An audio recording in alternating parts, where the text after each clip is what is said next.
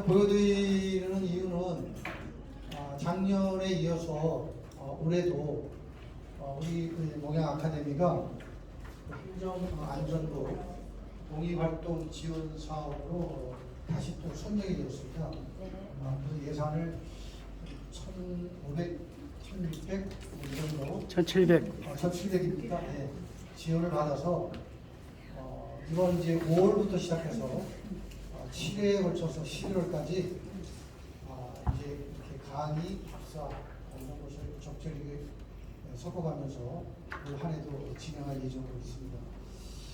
자세한 일정은 이따가 강의가 끝나고 나면 다시 한번 자세히 좀 안내해 드리도록 하겠습니다. 네, 오늘 강의는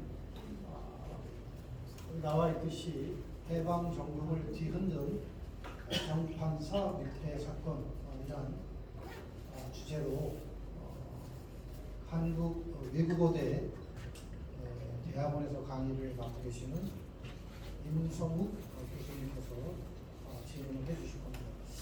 뭐 얼핏 책이나 또는 학창 시절에 들은 바는 있는 것 같은데 이 사건의 어떤 전말이랄지 진실은 무엇인지, 그리고 이 사건으로 인해서 해방 이후에 우리나라의 정치 지형의 판도 이런 것들이 어떻게 변해갔는지 이런 부분에 대해서 아마 상세하게 오늘 설명해 주실 것 같고, 오늘날 우리가 또 이 사건을 통해서 어떤 생각들을 해볼 수 있는 것인지 이런 귀한 시간을 갖는 그런 시간이 됐으면 합니다. 회장님, 이제 죄송하지만 다시 한번 스크린을 이제 내려주시죠. 강의 시작이 되니까. 네. 그럼 오늘 앞서 잠깐 말씀드린 대로 우리 임성욱 교수님 모시고 강의 들어가겠습니다. 시간이 늦었으니까 바로 시작하도록 그렇게 하겠습니다. 뜨거운 박수로 맞이해 주시기 바랍니다.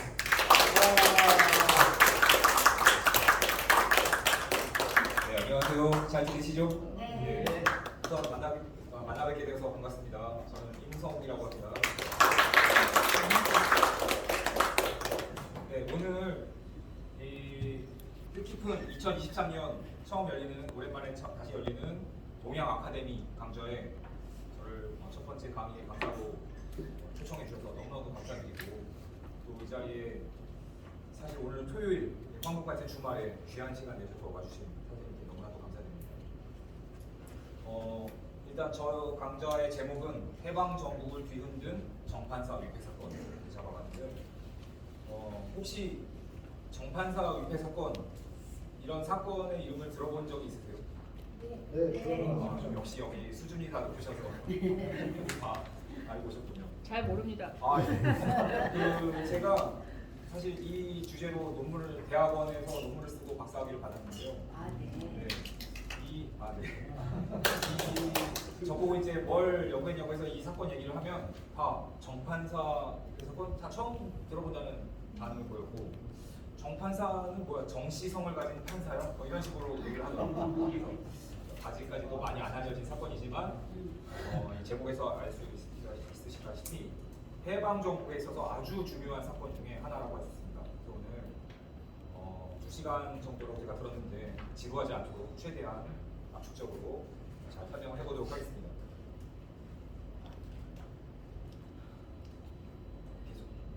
오늘 제가 학교에서 강의한 것처럼 목차를 잡아봤는데 다 보여주세요. 이거를 다 할 수 있을지 잘 모르겠어요. 2시간 동안. 그래서 크게 나누면 끝까지. 일단은 1번부터 3번까지는 해방 정국에 대한 전체적인 구조를 먼저 설명을 드리고, 하나 더 해주세요. 4번부터 7번까지가 정판사 위패 사건에 관한 것입니다. 제가 보통은 사건에 대해서 소개를 하거나 강연을 할 때 정판사 위패 사건 자체에서부터 출발하거든요. 그러면 이게 좀 굉장히 복잡한 사건이다 보니까 중간쯤에 한번 위기를 겪으세요. 머릿속이 이제 다른 데로 가 계시고, 그래서 큰 구조, 큰 그림은 여러분께서도 아마 익히 들어보셨을 테니까 그거를 중심으로 먼저 설명을 드리고, 그 시대에 과연 이 사건이 어떤 사건이었나를 구체적으로 들어가 보도록 하겠습니다. 특히 지금 여기는 몽양 여운형 선생님의 뜻을 기리는 동양 아카데미이지 않습니까? 그래서 동양 선생님께서 마지막으로 활동하셨던 기간도 바로 이 해방 직후에 있었죠. 그것과 또 연관지어서 생각하시면 더 즐겁게 재밌게 들으실 수 있을 것 같습니다. 우선 이제 해방 정국이라고 하면 어떤 느낌이 드시는지 모르겠는데 저 자료집에도 나와 있지만 1945년부터 48년까지 해방 직후의 정치적 국면 또는 그 시기의 역사를 말하고요. 미소 분할 점령, 그러니까 383을 중심으로 남쪽은 미군이 들어오고 북쪽은 소련군이 들어와서 해방은 되었으나 아직 독립은 되지 못한 애매한 시기였어요. 그래서 그 시기가 이제 3년으로 보긴 하는데 사실은 그 이후에까지 한국 전쟁 전까지로 잡으면 5년, 또 한국 전쟁이 끝날 때까지로 잡으면 8년이 걸리기 때문에 이 해방 3년사라고도 하고 해방 5년사, 또 해방 8년사라고도 불리기도 합니다.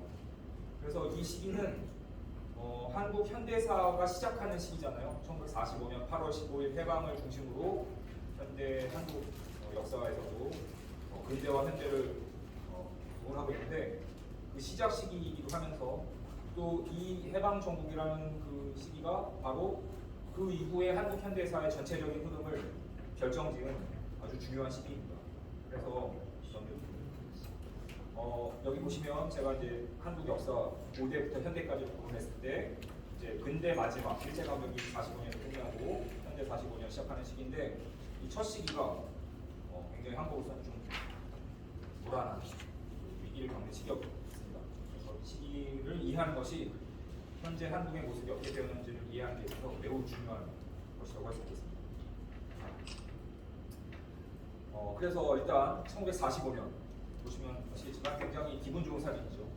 45년 해방을 맞아서 형무소에서 나온 독립운동가들을 맞이하는 그런 사진입니다. 그래서 45년 계속 넘겨주세요. 45년 8월 15일이고 이렇게 해방의 기쁨을 맞이해서 이제는 우리가 독립국가가 되겠구나, 드디어 일제강점기가 끝났구나 생각했었는데 바로 그와 동시에 3·8선이 부어지면서 계속 넘겨주세요. 미소 분할 점령이 아까 말씀드렸다시피 이루어졌고요. 제가 그냥 넘기는 게 있다고 했습니다. 진행을 위해서 어차피 제 목소리 잘 들리시죠? 그래서 3·8선 이북에는 소련군, 남한에는 미군정이 들어섰고 각각의 책임자는 소련의 슈티코프 중장, 남쪽에는 하지 중장이 주도해서 3년을 깨게 되었습니다. 자, 그리고 나서 결국 어떻게 됐습니까?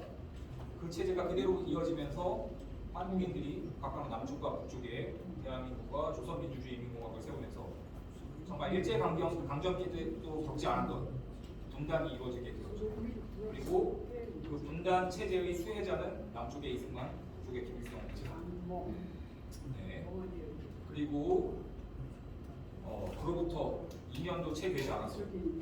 민족의 비극이라고 할 수 있는 한국 전쟁이 발발하게 됐어요.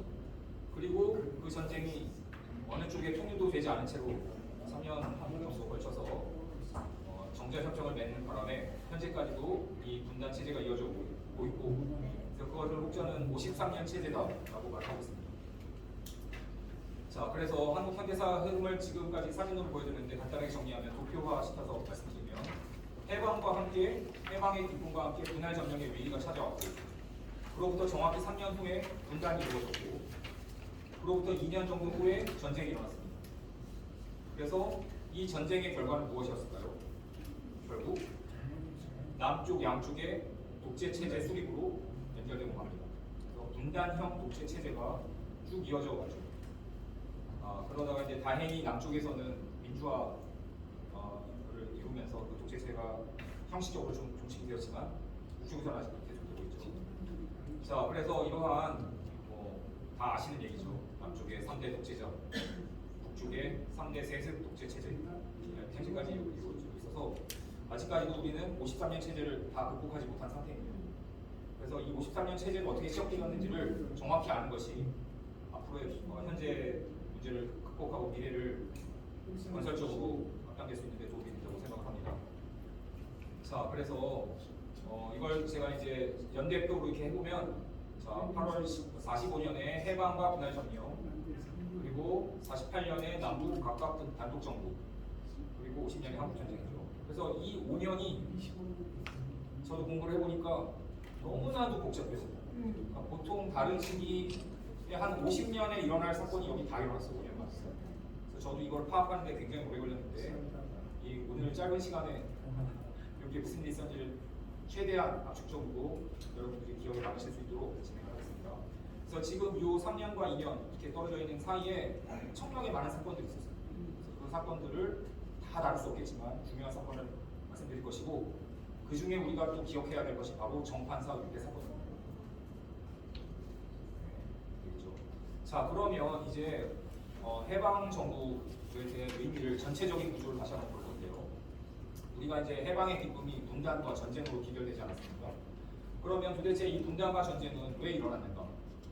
그리고 도대체 누구에게 책임을 물어야 하는가를 기본적으로 생각해 볼 수 있겠죠.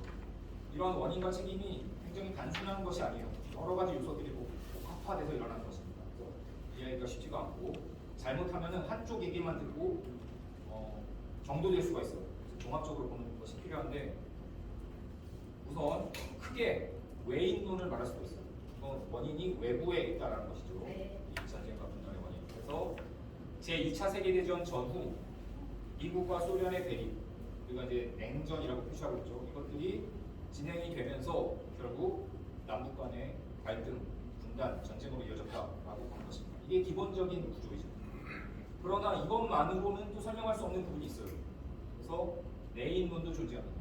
이건 뭐냐면 한반도 내에 한국인들에서도 원인을 제공한 사람들, 책임을 져야 할 사람들이 있다는 것이죠. 그래서 남한 및 북한 각각의 분단 세력이 있었습니다. 그래서 그게 누구이 어떤 일을 했는지를 보거든요. 그래서 이러한 외인론과 내인론을 복합적으로 생각해서 종합적으로 바라보는 균형 잡힌 시각이 필요하다고 말씀드리겠습니다. 그러면 이 과정을 거치는 데 있어서 해방과 분할 점령 이 부분은 사실은 굉장히 좀 긴 부분이기 때문에 2차 세계대전 얘기를 하기 때문에 거기는 살짝 뺄게요. 그래서 일단 외인론의 부분에 있어서 한번 보겠습니다. 자, 우리가 2차 세계대전은 정말 간단하게 말씀드리면 큰 나라들이 개입했던 것으로만 봤을 때 여러 나라들이 의견 들어가게 되지만 세계 7대 열강이 있어요. 세계에서 좀 힘센 나라들, 이 나라들이었습니다. 보통 제국주의 국가들이었죠. 이 나라들에다가 한개 대국, 그 당시에 중화민국의 국기죠. 그래서 중국은 그때는 대국이긴 하지만 지금처럼 강국은 아니었던 것 같아요. 어쨌든 이 8나라를 중심으로 한번 보겠습니다. 자, 2차 세계대전은 단순화시키면 연합국과 추축국 사이의 전쟁이었어요. 이 연합국은 대표적인 나라들이 영국, 프랑스, 자유주의인 중화민국, 현재 중국과 나라죠. 요 쪽이었고, 추축국은 다 아시다시피 히틀러의 나치가 있었던 독일, 무솔리니의 이탈리아, 그다음에 일본 천황제 파시즘이 있었던 일본, 이렇게 말할 수가 있습니다. 이 나라들은 다 동맹을 맺고 있었죠.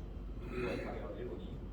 그랬는데 전쟁은 어디서부터 먼저 터졌느냐? 우리가 제2차 세계대전 하면 보통 독일 히틀러의 폴란드 침공 39년 그때로 시작을 하는데 생각을 하는데, 그거는 제가 볼 때는 서양사적인 시각이고요.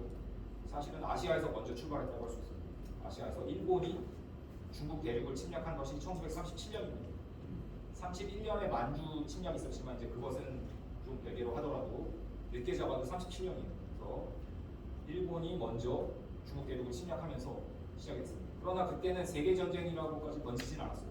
유럽은 아직까지 폭풍 전야이긴 했지만 갈등이 구체적으로 나오지 않았고, 그런데 이제 아까 말씀드렸다시피 여기에서 일본이 중국을 침략해가면서 중국이 힘을 못 쓰죠. 땅을 뺏기고 도망다니는 신세가 됩니다.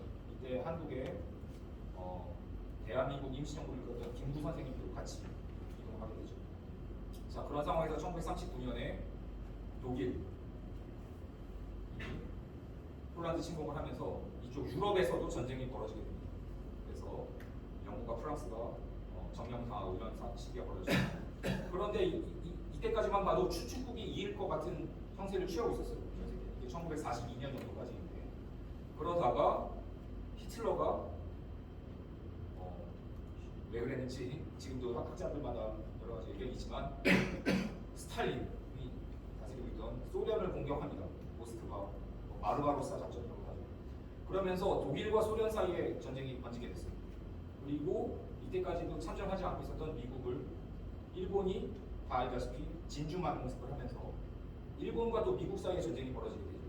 이러면서 세계 초강대국이었던 소련과 미국이 드디어 이 전쟁에 개입하게 됩니다. 그러면서 전세가 역전되기 시작해요. 이 미국과 소련의 이 추축국과 싸우기 전까지는 좀 발을 빼고 있었거든요. 추축국이 유리한 상황이었는데 결국 2차 관과정세가 생략하고 소련과 미국이 전쟁을 주도하기 시작하면서 이 추축국들이 다 날아가게 됩니다. 그러면서 일본도 항복을 하게 되죠. 그러면서 결국 연합국의 승리로 끝나게 되죠. 이게 제2차 세계대전을 간단하게 조직화한 것이고, 그러면서 이때 가장 큰 공을 세운 것이 바로 미국과 소련이죠. 이 세력이 그 전후 체제를 좌지우지하게 됩니다. 자, 그래서 지금도 유엔 말입니다. 유엔의 안전보장이사회 안보리라고 하는 것이 있어요. 거기 상임 이사국에 5개 나라가 있는데 그 당시 승리했던 연합국 그 나라가 그대로 현재까지 그 지위를 차지하고 있습니다. 그런 점에서 우리는 아직 현재까지는 제2차 세계대전 전후 체제에서 살고 있다고 할 수 있습니다. 다만 소련이 이제 러시아로 변경되고 중국이 중화민국이었던 중국이 중화인민공화국으로 변경된 것, 이거 말고는 현재까지도 그대로 이어지고 있죠. 자, 그래서 이 결국 2차 세계대전 이후에 초강대국으로 등장한 이 소련과 미국 승리하고 나니 이제는 연합할 필요가 없어지게 되죠. 그래서 각각의 자유주의, 사회주의 체제를 수호하는 그런 정책을 펴면서 동서냉전이 시작하게 됩니다. 이 과정에 한반도도 말려 들어가게 된 것이라고 할 수 있죠. 자, 그래서 그리고 있고요. 그래서 이거를 간단하게 다시 한번 말씀드리면, 자, 2차 세계대전 전에는 공산주의, 자본주의가 그때 이 전에도 사이가 안 좋았어요. 그러나 이 자본주의 중에 변형된 이상한 애들, 얘네가 전체주의죠. 독일과 이탈리아 이런 파시즘이라고 부릅니다. 이런 체제가 분리되면서 공산주의와 자본주의 사이에 있었던 갈등의 선이 전체주의로 넘겨가게 됩니다. 그래서 지금 공산주의니 자본주의니 싸울 때가 아니다. 파시즘을 막는 게 중요하다. 그래서 반파시즘 전쟁이라고도 부릅니다. 2차 세계대전. 그래서 전선이 이렇게 형성이 됐었죠. 그래서 이때 연합을 하게 됩니다. 원래는 사이가 안 좋았으나. 그러다가 공동의 적이 이렇게 불어나게 되니까 결국 연합할 필요가 없어지게 되고 다시 원래대로의 갈등 상황이 전개되는 과정에서 여기에서 전쟁이라고 불리는 것이 있으니 이게 바로 냉전이라고 할 수 있습니다. 자, 그리고 이런 동서냉전은 말 그대로 냉전이 뭔가요?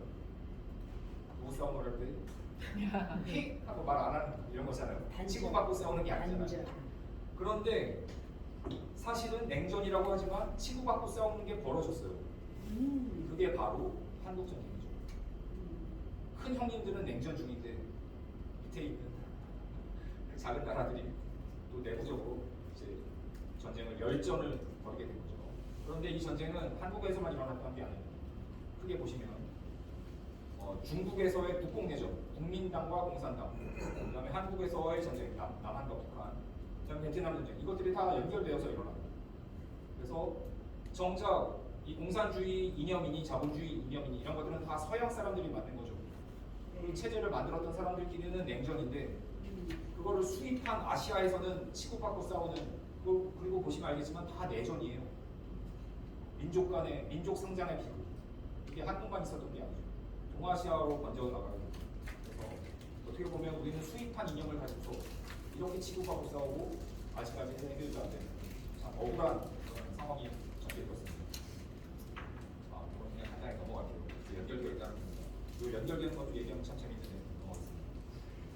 자, 그러면 이제 이렇게 큰 구도 면에서 외인론이라고 할 수 있는데 내인론이 아까 있다고 했잖아요. 어떤 점에서 그런 점을 보고 있습니까? 자, 한국이 전쟁이 일어났고 그럼 전쟁은 왜 일어나느냐? 분단 때문이다. 그렇죠? 남과 북으로 갈려서. 그럼 왜 분단이 되었느냐? 미국과 소련이 38선을 갈라서 분할 점령했기 때문에. 이렇게 원인을 소급해서 설명할 수 있겠죠. 그런데 우리는 이렇게 보면 이제 외인론이 이제 대부분을 차지한다고 볼 수 있는데 그렇지 않은 측면이 있어요. 왜 그러느냐? 2차 세계대전 후에 분할 점령된 나라는 한반도만 있었던 게 아닙니다. 잘 아시겠지만 독일이 굉장히 컸었죠. 독일이 이렇게 분할이 됐어요. 우리는 미국과 소련 2개국으로 분할됐잖아요. 여기는 4개국 분할이에요. 미국, 영국, 소련, 프랑스. 그리고 베를린이란 도시도 4개국 분할이 됐죠. 우리는 서울을 분할하지 않았죠. 네. 일방적으로. 그러니까 여기가 더 심각한 거예요. 물론 여기는 당연히 전쟁 범죄 국가니까 이렇게 당해도 할 말 없겠죠. 자, 그런데 이 독일이 어떻게 됐습니까? 이렇게 분할 4개국으로 분할 점령되었다가 결국 자유주의 진영인 영국과 프랑스, 미국 진영이 세 지역이 합해서 어떻게 됐어요? 서독을 만들었죠. 여기도 이제 분단 정부가 생긴 거죠. 그러면서 소련이 차지하고 있던 지역이 동독으로 또 분단되게 됩니다. 이렇게 해서 분할 점령과 분단을 겪은 거 여기까지는 한국과 비슷하죠. 그런데 여기는 전쟁을 했나요? 안 하고 결국 통일을 했습니다. 그러니까 이걸 볼 때 야 똑같이 분할 점령되고 분단됐는데 왜 한반도에서는 전쟁까지 했냐? 유럽에서는 안 했잖아. 그러면 너네가 분단되고 전쟁된 원인을 외인론에서만 찾는데 그 한반도 내부에 무슨 문제가 있었던 거 아니야? 너네는 뭐 이렇게 호전적인 민족 아니냐?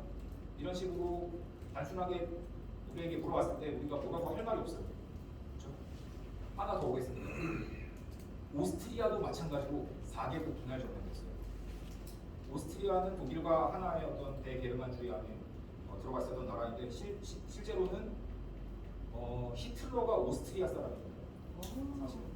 그러니까 여기도 전쟁 범죄 국가라고 볼 수도 있겠죠. 여러 개 봤을 때. 그래서 여기도 다시는 전쟁을 못하도록 4개국을 분할 점령했어요. 그랬는데 얘네 어떻게 됐습니까? 얘네는 심지어 분단도 안 됐어요. 동오스트리아, 서오스트리아 이렇게 분단도 안 되고 10년 만에 그냥 중립국으로 독립해버렸습니다. 이걸 봤을 때, 야 이거 뭐 분할 점령했다는 것에 모든 원인을 돌릴 수 없네. 한반도는 니네가 문제가 있네. 이렇게 말을 해도 사실 할 말은 많지만 뭐라고 말하기 좀 어려워요. 그럼 도대체 왜 한반도에서는 이렇게까지 갈등이 심했던 것일까? 보겠습니다. 결론만 말씀드리자면, 이거 넘어가도 되나? 왜 여기서 전쟁이 났냐 이거죠, 한국은. 결론만 말씀드리자면 일단 미국과 소련이 외인론을 제공한 거 여기까지는 똑같아요. 그런데 이것에 호응하는 내부 세력이 있었어요. 그 내부 세력으로서 대표적인 사람을 말하자면 북한의 김일성, 남한의 이승만입니다. 뭐 정치적으로 어떻게 생각하시냐에 다르겠지만 저는 역사를 공부한 사람으로서 봤을 때는 이승만과 김일성은 거울처럼 똑같아요. 사실은 미국과 소련에 붙어서 자기 권력을 쟁취하기 위해 노력한 사람들입니다. 단순하게 말하면 길게 말하면 또 할 말이 많겠지만 그래서 뭡니까? 이 사람들은 통일된 나라가 생겼을 때는 절대로 대통령이나 뭐 수상이 될 수 없는 사람들이었어요. 분단을 통해서만 권력을 얻을 수 있는 사람들이었습니다. 그렇기 때문에 말로는 뭐라고 하더라도 사실은 자기 이승을 챙긴 것이고 여기에 하나가 더 있습니다. 하나가 더 그게 뭐냐면 바로 이 사람들 친일파입니다. 이 사람들은 통일 독립이 되면 어떻게 되겠어요?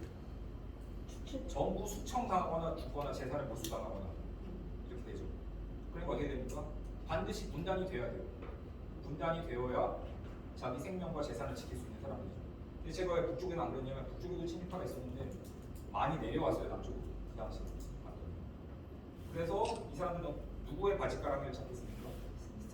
미국과 이승만의 바짓가랑이 잡고 또 이 친일파들은 옛날에 교육도 많이 받아서 영어도 잘해요.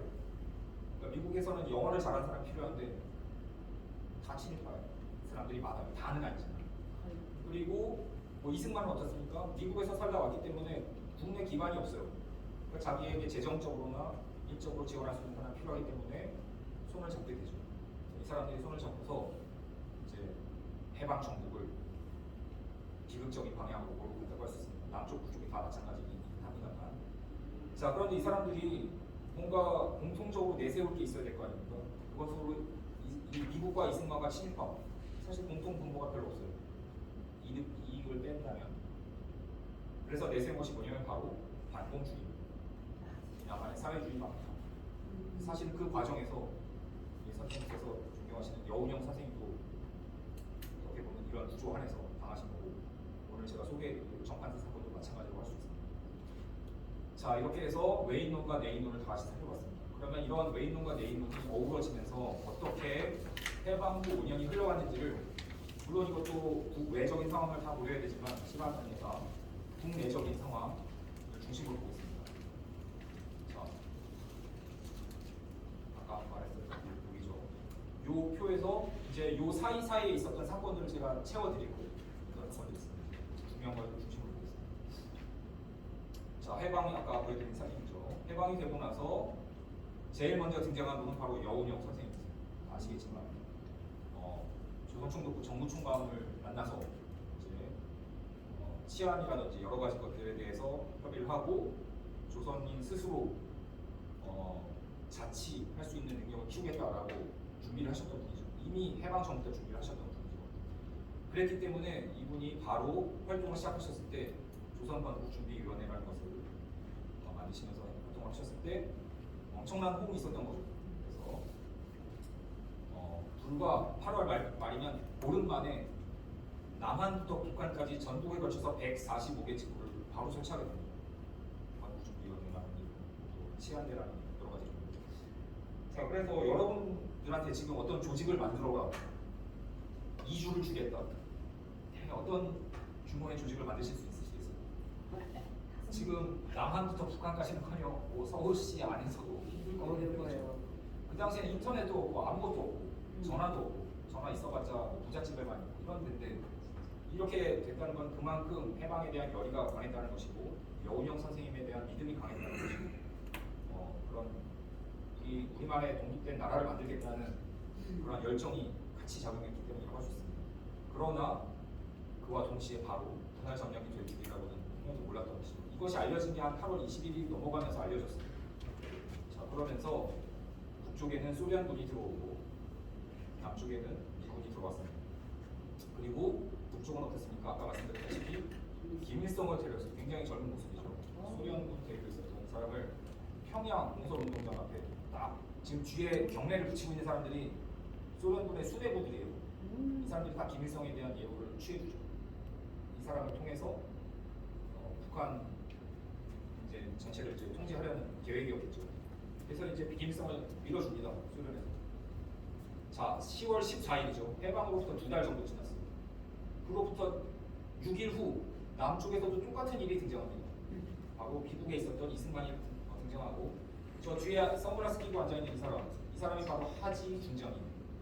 각각 소련과 미국의 수뇌부들이 자기 꼭두각시를 내세워서 띄워줍니다. 그래서 그 사람들한테 일정 정도 아직까지는 뭐 분단을 시키다라는 계획은 없었을지라도 통제 목적이라고 할지라도 어쨌든 자기 말을 잘 듣는 사람을 이제 대중들한테 이제 권위를 실어주는 거라고 할 수 있습니다.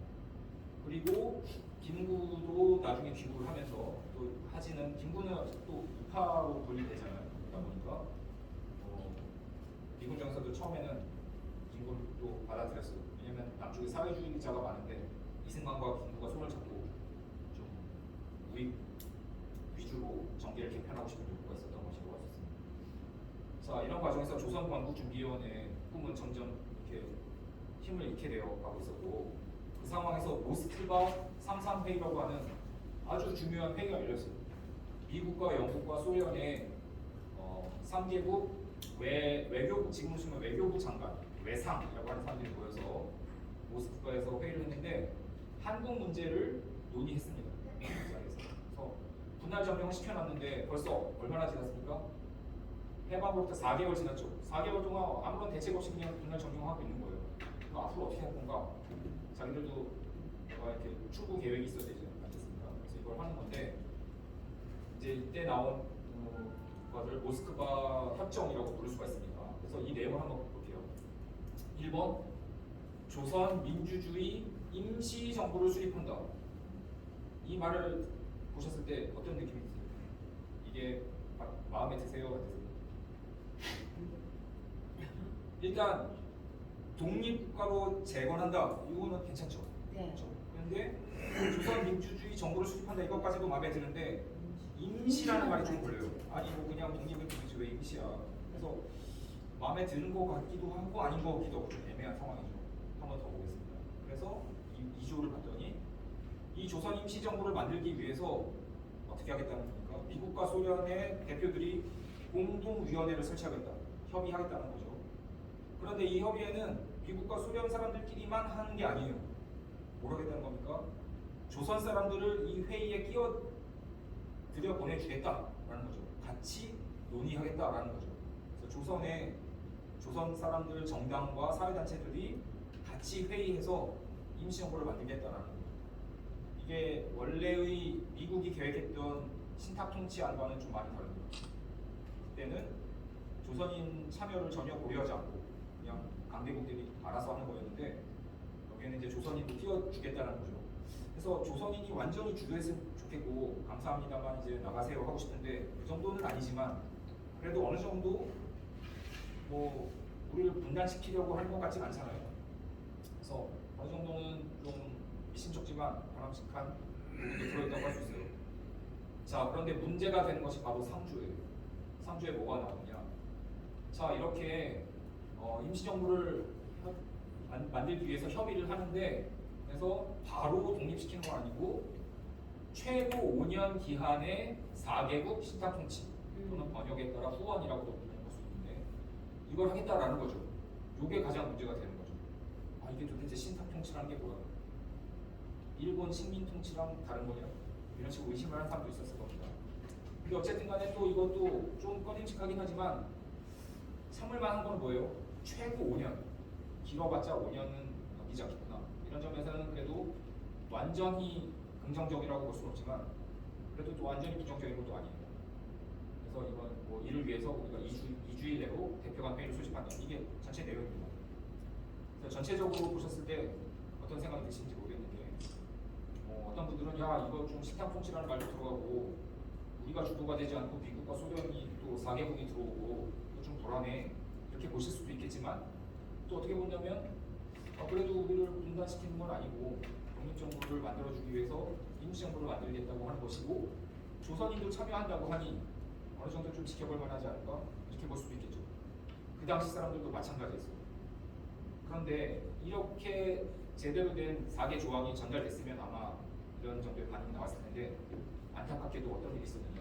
자, 여기 보시면 12월 28일이에요. 날짜를 보세요. 18일에 대한 최종 결정이 내려졌는데 그보다 하루 전날 아직 최종 결론이 나오기도 전에 뉴스가 나왔어요. 신문에. 여기는 제가 동아일보라고 해놨지만 동아일보 말고도 모든 신문에 다 비슷한 내용이 실렸습니다. 뭐라고 되어 있습니까? 소련은 신탁통치 주장, 소련의 구실은 38선 분할 점령, 미국은 저 때는 쌀미자를 썼죠.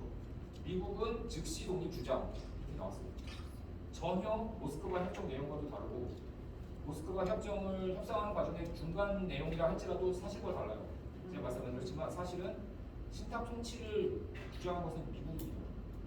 소련은 그럴 필요 없어. 그냥 즉시 독립시키면 돼. 라고 한 거죠. 그런데 그게 정반대로 나와 있죠. 쉽게 말하면 가짜 뉴스예요. 가짜 뉴스. 요새 말로 하면 외국 보도라고 할 수 있고. 그래서 이런 것들이 벌어지니까 어떤 반응이 나왔겠습니까? 아까 그렇게 막 조선 건국주의를 보름 만에 만드는 독립의 열정에 부푼 조선인들로 가득 찬 한반도에서 난리가 났겠죠. 야 이게 뭐야? 모스크바 협정은 결국 신탁통치구나. 이렇게 단순화시켜서 이해할 수밖에 없어요. 그리고 그 신탁통치를 하겠다고 주장한 건 소련이구나. 이렇게 이해할 수밖에 없겠죠. 그러면서 난리가 납니다. 그래서 그것을 우리가 신탁통치 파동이라고 부르는데 처음에는 이렇게 잘못 알려진 뉴스가 나왔지만 나중에 이게 제대로 된 정정 보도가 나왔지만 요새도 그렇지만 어떻습니까? 한번 가짜 뉴스 나오면 정정 보도 안 봐요 사람. 네. 그리고 가짜 뉴스만 계속 출제하고 떠도 몇 년 동안 떠돌아다니죠. 그래서 그런 것들이 벌어지는데 그 과정을 볼게요. 소위 우파라고 하는 쪽과 이런 사람들은 어떻게 생각했느냐? 모스크바 협정은 아까 4개조를 보셨잖아요.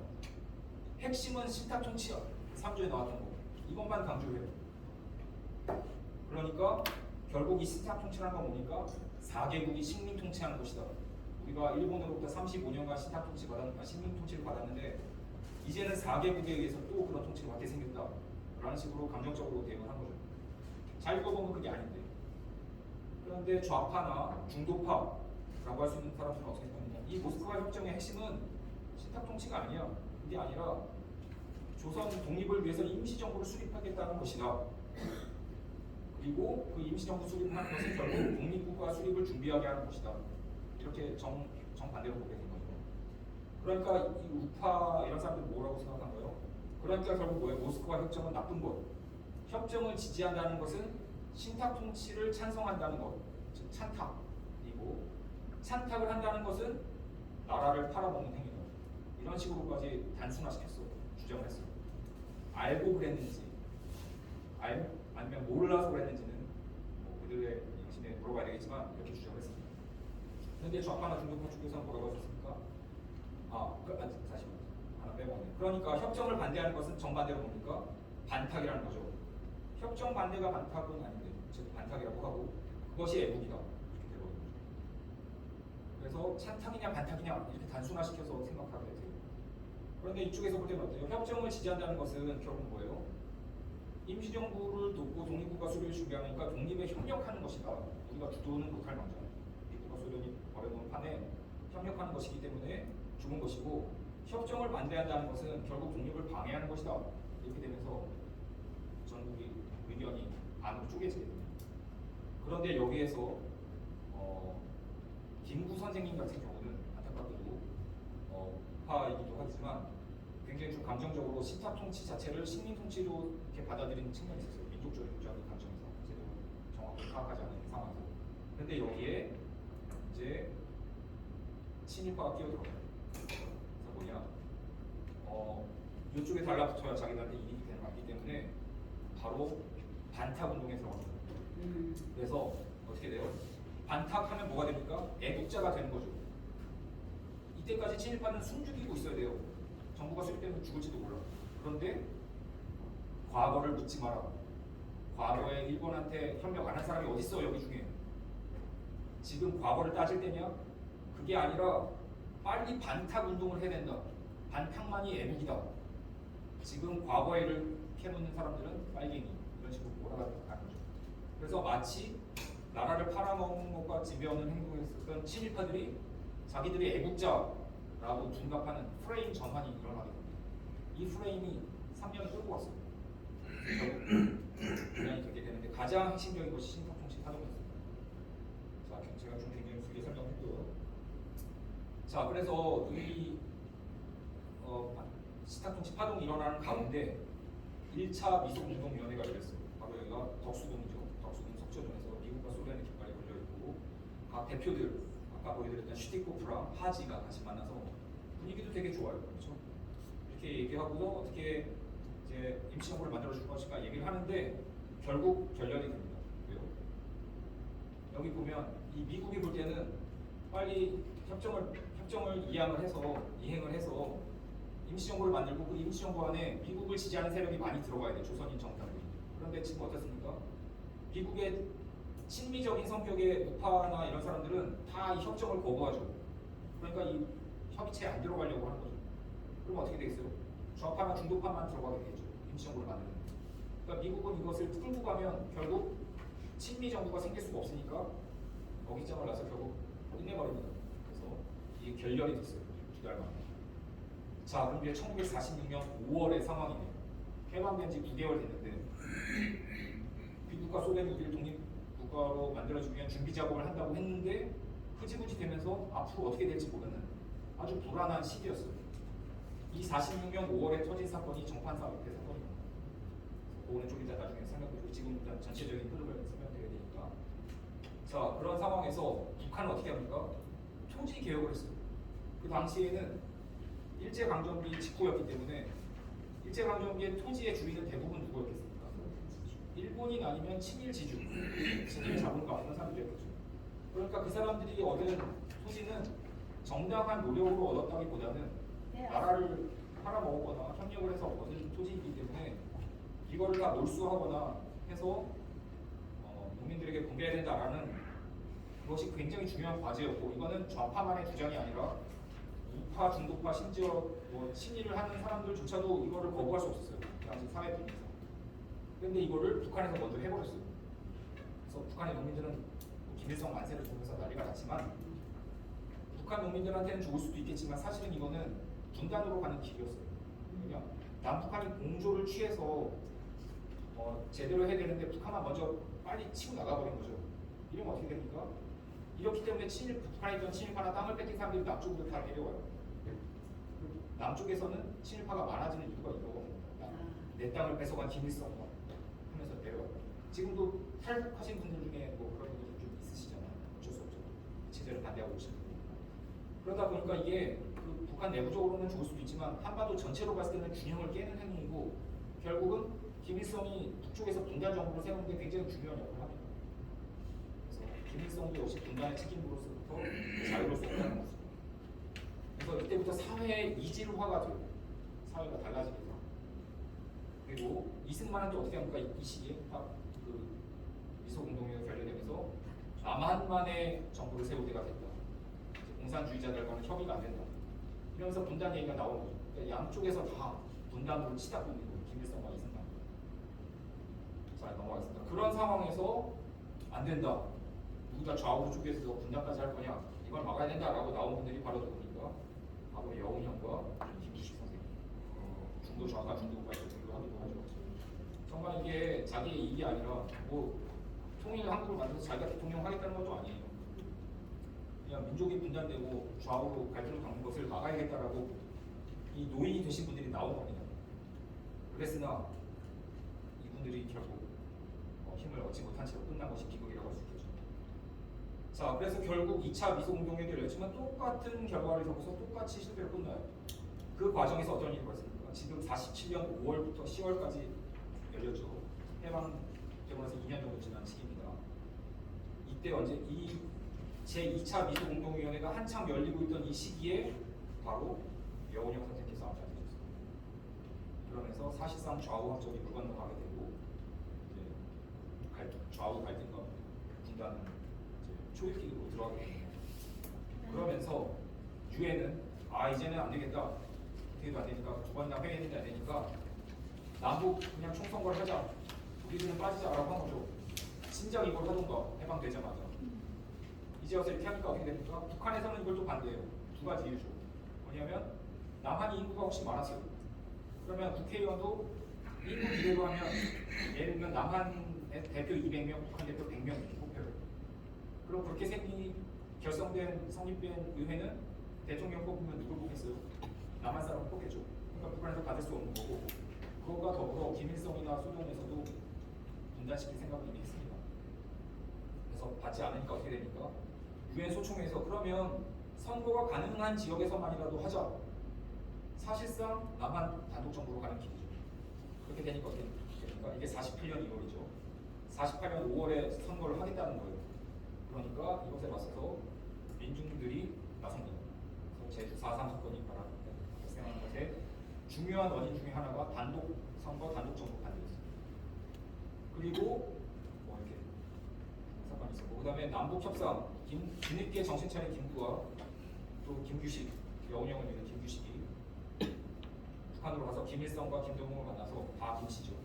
4년 회의를 벌여서 이제 분단을 막자라고 해보았지만 이미 대세는 기울었고 북한 김일성도 이미 분단을 마음에 먹고 있었습니다. 자, 그런 상황에서 단독 선거가 진행이 되었고 재헌국회죠.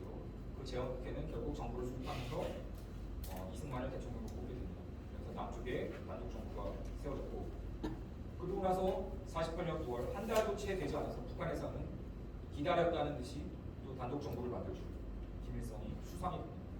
사실은 뭐 남쪽에 먼저 단독 정부를 만들었다 비난했지만 이미 다 계획을 세우고 있었어요.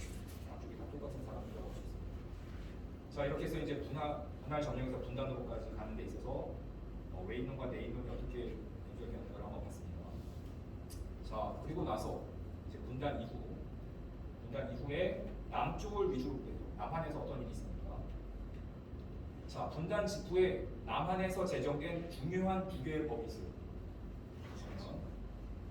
그 재헌 국회에는 이제 김구나 김규식 본인은 참여하지 않았지만 민족주의 세력이 나름대로 들어가 있어서 3분의 1 정도로 차지했어요. 쉽게 말하면 이승만 지지 세력이 한 3분의 1, 그다음에 뭐 우익이라던가 뭐 친일파라던가 이런 사람들이 모인 세력이 한 3분의 1, 그다음에 민족주의 세력이 한 3분의 1 정도 됐어요. 이 사람들이 중심이 되어서 결국 반민족 세력이 있었는데 어떤 걸 했느냐? 바로 반민족 행위 처벌법 이거를 제정합니다. 88년 8월에 정부 수립되고 나서 바로 만든 거죠. 그래서 그동안 우리가 미군 치하에 있었기 때문에 제대로 친일 청산을 못했는데 이제 반쪽짜리 정부이긴 하나 대한민국 정부가 세워졌으니 민족 경기를 바로잡기 위해 우리는 친일 청산을 제대로 해보겠다라고 이 중도파들이 법안을 내서 이제 제출했죠. 근데 이거를 이승만이나 친일파들이 거부할 수가 없어요. 거부하면 어떻게 됩니까? 나 친일파예요라고 입증하는 게 되잖아요. 그러니까 이거를 받아들일 수밖에 없었어요. 그리고 전국의 모든 분위기가 이것을 친일 청산으로 해야 된다라는 것이 강력한 여론이었기 때문에 자 그래서 반민특위가 만들어지게 됩니다. 그런 상황에서 이 사람들이 또 하나 법을 반민족 세력을 중심으로 법을 만들게 되는데 그것이 바로 국가보안법입니다. 사상 검찰이라고 하는 일제강점기에 독립운동가 때려잡던 이 제도가 부활하게 되죠. 그래서 이 두 가지 법이 만들어지는 과정이 이제 정부 수립이고 2년간의 이력을 썼습니다. 그거를 잠깐 보여줄게요. 제가 좀 말이 빠르지만 마음이 급해서 좀 이해해 주세요. 사실은 제가 3시간 한 걸로 생각하고 많이 준비해나가고 빨리빨리 하겠습니다. 자, 방법 넘어가고 자, 여순 사건이라는 거 기억나시죠? 4.3 항쟁이 발발하고 나서 아직 제주도가 완전히 정리가 안 된 상태에서 여수에 있는 군인들에게 제주도로 가서 진압해라 명령이 내려왔어요. 여수에 있는 군인들 중에 공산주의 계열의 군인들이 있었는데 이 사람들이 명령을 거부하고 오히려 친일 경찰 출신의 사람들을 공격하는 사건이 벌어졌죠. 그런 상황에서 어떻게 된가 깜짝 놀랐죠. 이승만 정부가. 왜냐?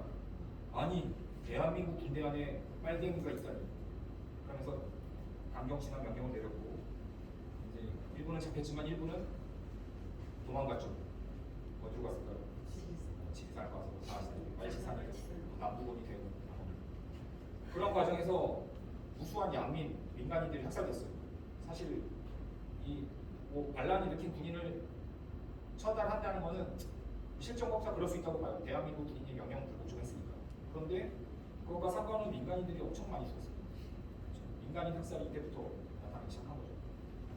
그러면서 남한 지역은 유격전의 형태로 들어갔어요. 게릴라 전투.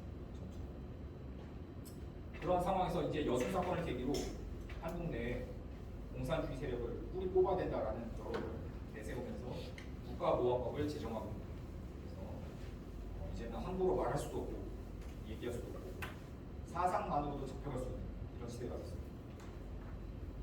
그런 과정에서도 아까 말씀드렸던 반민특위는 계속 활동을 진행을 합니다. 그러면서 이 사람이 바로 반민특위의 위원장이었던 재헌국회의원 김상덕이에요. 이분은 여운형 김규씨가 마찬가지로 3.1운동 당시에 활동했었던 분이고 28 독립선언 당시에 일본에서 독립운동하신 분이에요. 그리고 좌파도 아니에요. 대한민국 희정부에 소속되어서 국무위원 겸 문화부장으로 김구와 같이 활동했던 분이에요. 이분이 민족 정기를 다시 되살리겠다고 반민특위 위원장이 되셨는데 이 반민특위가 활동을 시작하면서 이제 여러 친일파들이 다 잡혀옵니다. 최린 이런 사람들 다 잡혀오고 그런데 이때 노덕술이라는 잘 아시는 친일 경찰의 대명사 이 사람이 잡혀오니까 이승만이 직접 석방을 요구했어요. 그래서 지금 때가 이럴 때가 아니다. 공산주의자를 때려잡아야 되는데 기술자가 필요하다. 그러면서 대놓고 이 사람을 풀어줘라 라고 말했는데도 아까 말했던 김상덕 위원장이 안 풀어줬어요. 법은 법대로 해야지 했는데 이승만이 밤에 몰래 찾아옵니다. 찾아와서 내가 이런 걸 주고 감투가 필요해 뭐든지 말만 해 내가 다 시켜줄게 하면서 회유를 했으나 거부하셨어요. 김상덕 위원장이. 그랬더니 어떻게 됩니까? 국회에서 이상한 사건이 벌어졌어요. 남로당 프락치가 있다 이러면서 몇 명씩 한 3개월에 걸쳐서 다 잡혀갔어요. 이 중에는 상당수가 반민특위 소속입니다. 그리고 심지어는 6월 6일에는 반민특위를 습격하는 사건이 벌어졌어요. 친일 경찰들이 친일을 청산하는 것이 아니라 친일파가 민족주의자들을 청산하는 사건이 벌어졌어요. 말도 안 되는 비극이 벌어진 거죠. 자, 그리고 나서 6월 6일이죠. 정확히 20일 후 6월 26일에 김구가 암살당합니다. 그래서 좌파부터 우파까지 다 없어졌어요. 사실상. 그리고 어떻게 됩니까? 49년 6월 26일 김구가 죽고 나서부터 1년의 하루 앞둔 50년 6월 25일 전쟁이 발발하죠. 이런 식으로 현대사의 비극이 일어났다고 했습니다. 그래서 이 1년의 세 가지 사건을 6월 공세 이렇게 부르는 분이 계세요. 그래서 넘어가겠습니다. 아까 제가 빈칸을 채워드린다고 했는데 좀 짧은 시간에 많이 말하느라 정신 없어졌을 텐데 이런 일들이 많이 있었어요. 그렇죠. 이런 사건이 벌어졌고 그래서 시작점은 인간으로 하는 출발점은 이거예요. 신청동 집합 40년 12월에 그리고 결국 반민특위로서 김구 암살로서 민족주의자 이런 사람들까지 다 생물학적으로나 정치적으로 제거되게 됩니다. 그래서 보시면 이 과정에서 좌파부터 우파까지 다 없어졌습니다. 자, 그러면 잠깐 쉬고 죄송합니다. 너무 예, 5분만 쉬겠습니다. 화장실 갔다 오실 분 갔다 오시고 3시 5분에 시작하도록 하겠습니다.